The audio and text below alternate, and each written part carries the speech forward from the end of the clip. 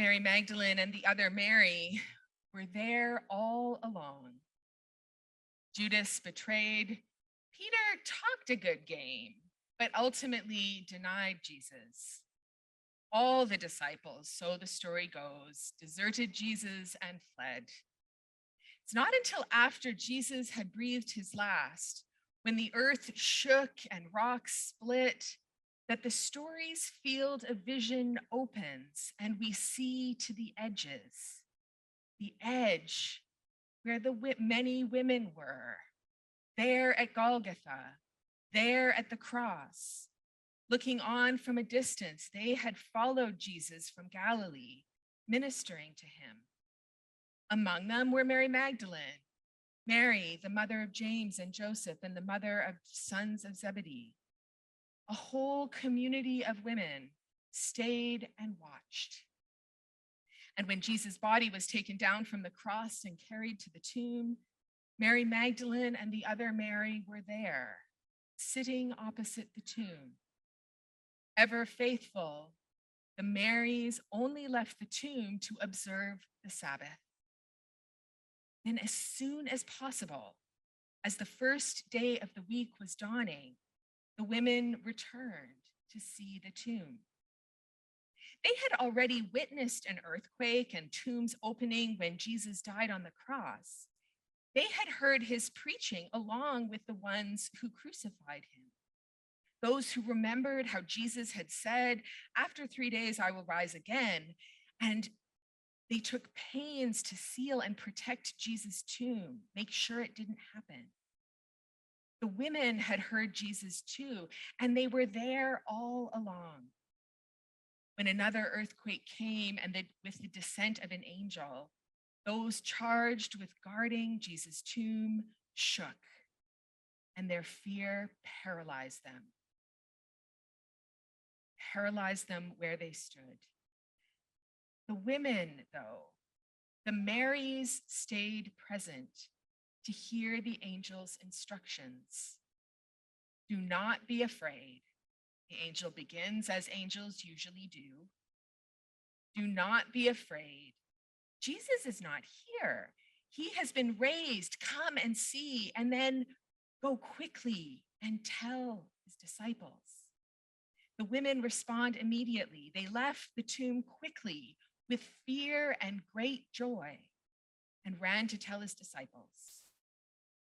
They were afraid, but they were not paralyzed. There was something else with the fear. With fear and great joy, they ran. It's such a compelling, powerful combination, fear and great joy. When do we feel fear and great joy together? Our deepest fear, Marianne Williamson wrote over 3 decades ago, our deepest fear is not that we are inadequate. Our deepest fear is that we are powerful beyond measure. It is our light, not our darkness, that most frightens us. We ask ourselves, who am I to be brilliant, gorgeous, talented, fabulous? Actually, who are you not to be? You are a child of God. Your playing small does not serve the world. Our deepest fear is that we are powerful beyond measure. When we know our deepest fear, it includes great joy. For when fear and great joy meet, we know true passion. We know our heart's desire, our deep need, our everlasting love.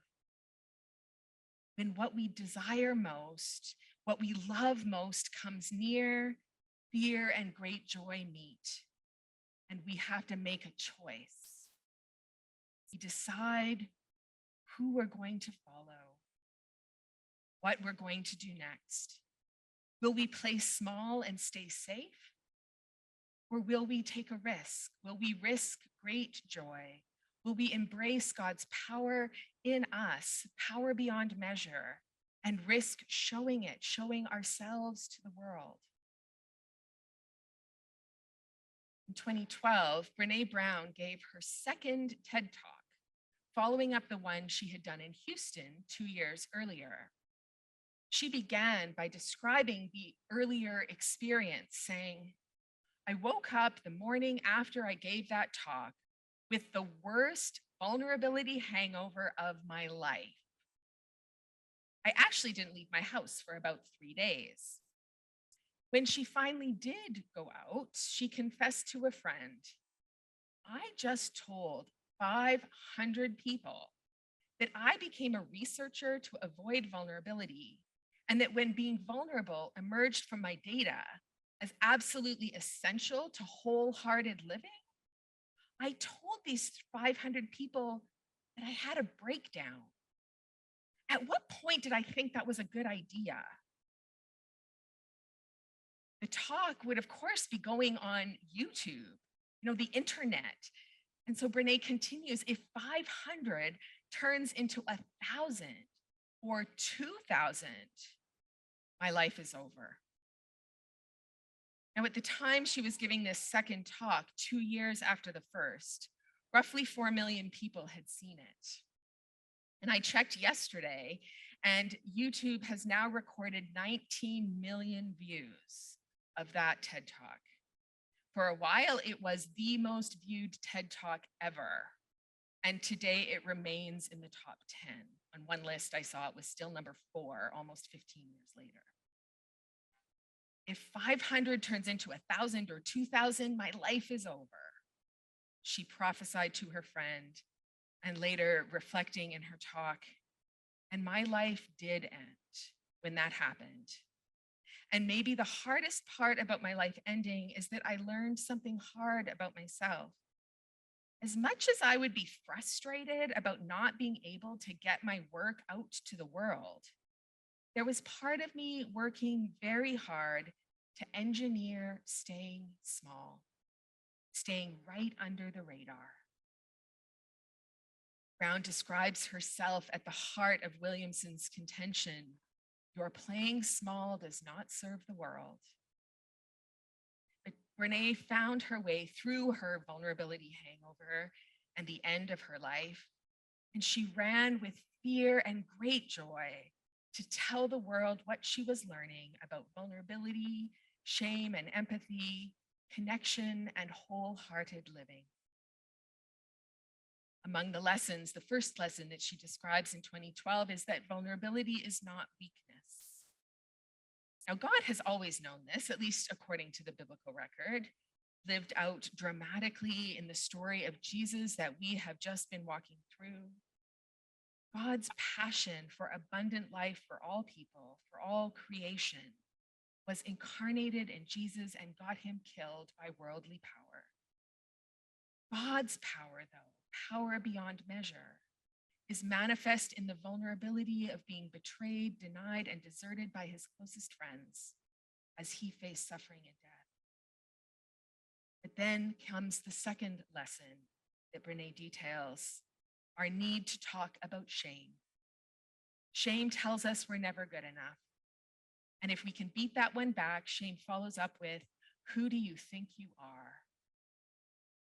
Shame insists that we are inadequate, unworthy to leave the tomb. Shame wants us paralyzed by fear. God, on the other hand, assures us, do not be afraid. Your playing small does not serve the world. Go and tell. We were born to make manifest the glory of God that is within us, Williamson wrote. It's not just in some of us, it's in everyone. And as we let our own light shine, we unconsciously give other people permission to do the same. Today, God's angels beckon us to leave the tomb with fear and great joy, to tell others about the miracle of God's love. And when we do, Jesus meets us on our way at the intersection of fear and great joy, where we find power beyond measure to live and love with our whole heart.